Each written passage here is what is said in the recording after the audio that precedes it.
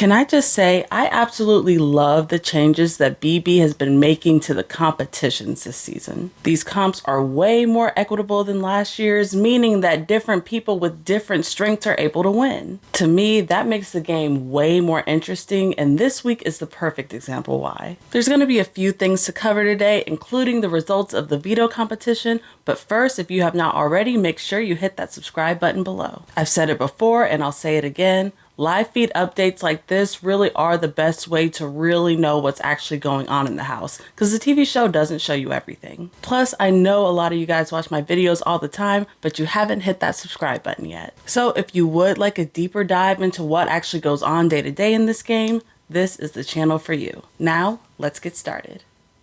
So when we last left off, Leah was the new HOH, and she had decided to target the trio of T-Kor, Kimo, and Rubina. Her initial plans were to put Kimo and Rubina on the block, with T-Kor being the backup option. She wanted to avoid putting up T-Kor initially, even though she's probably the strongest player out of the three. So when the feeds returned after the nomination ceremony, we saw that Kimo and Rubina were indeed up on that block. Now, normally in the game, there would be a little bit of chaos, right? There'd be a little bit of a scramble from the trio after being nominated, but this time, honestly, it looks like they're just kind of accepting it. I mean, they were upset, of course, but they also didn't really fight it. I mean, even before the nominations were set, it was like they didn't really want to throw anybody under the bus or even fight hard to stay off the block. I don't even think Kimo had a one-on-one with Leah at all. Since nobody in that trio really gave Leah any ammo to work with, it seems like it was probably an easy choice for her. The other side of the house did not have this problem, by the way. People like MJ and Cam had no problem saying that the other trio should be the targets this week. Now, another thing that may be taking away some of the drama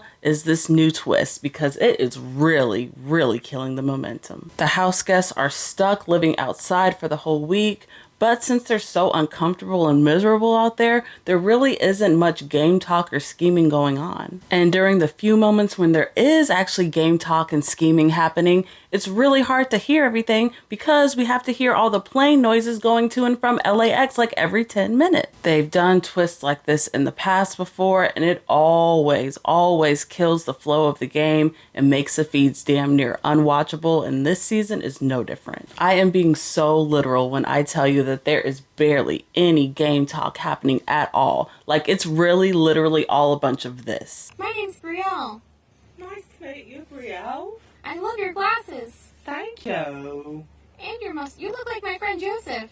Oh, I get that a lot. You kind of walk like him too.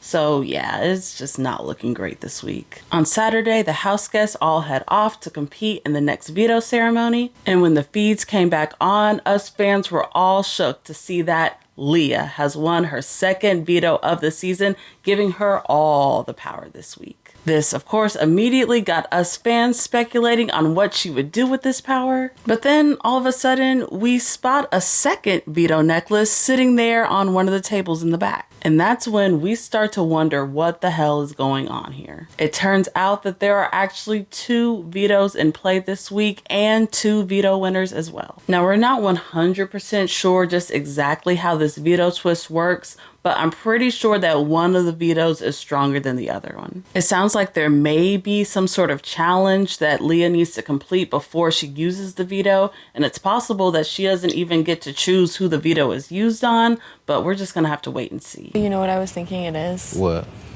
I was thinking like maybe it's those bottles are back again, and it's like if you decide to use it, like you toss it on one of the rings, and that's who you use it on.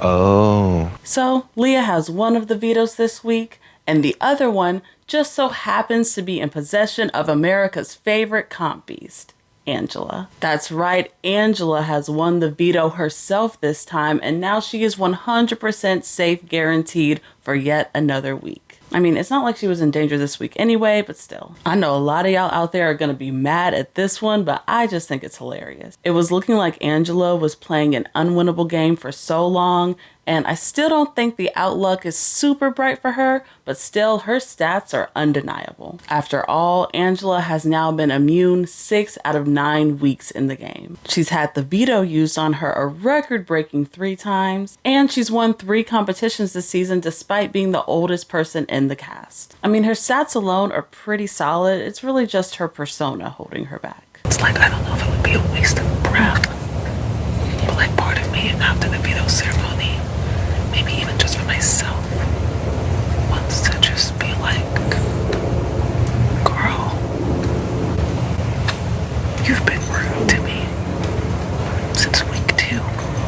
If she is able to gain some respect from her housemates these last couple weeks, things could change for her. But again, I just think this one is going to be a real uphill battle. This move gives Leah and Angela the ability to make a huge move this week and add a lot to their resumes if they do it right. There is still the option to take out a bigger threat this week like T-Kor or Chelsie. Hell, if both vetoes are used properly, there's a chance that they both could go up on the block. I would personally hate to see that happen, but honestly, for Leah and Angela, it wouldn't be a dumb move. But the sad thing is, because of this stupid twist, there has barely been any game talk about what to actually do with the veto. It's like the feeds have been at a standstill, so honestly, right now, I don't know what is about to happen. There's still a little bit of paranoia in the air that a big move could be made this week, but there's just really not enough happening to really get anything done.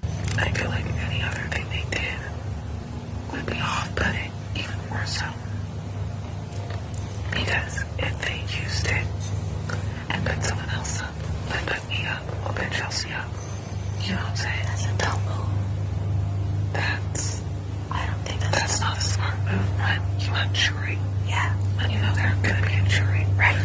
As of now, there haven't been any talks between Angela and Leah about what they're going to do with the power. If things do stay the same, my best guess is that Kimo would be the one to be evicted. And that's definitely not locked in at all. It's just always felt to me that he would be the first person to leave from this trio since he's been targeted the most. Plus, T-Kor and Rubina have been dropping hints that they'd want to stick together this week and send Kimo out if they had to. They think that Kimo leaving would lower their threat level overall. Plus, they also wouldn't mind if they did have all ladies at the end of the game. But still, there's time for things to change.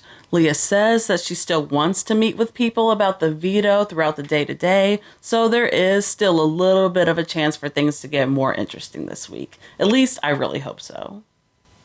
Of course, I want to know, what do you want to see happen with the veto this week? Do you think Angela or Leah should use theirs, or would you rather see the nominations stay the same? Let me know in the comments below. You know, I'm leaning towards the side with more chaos, especially since this week has been so dull so far, but let's see what they do. Of course, I'll be back here to update you all if something new happens in the game, but until then, don't forget to hit that subscribe button below, and don't forget to give this video a like. I'll talk to y'all later now. Bye.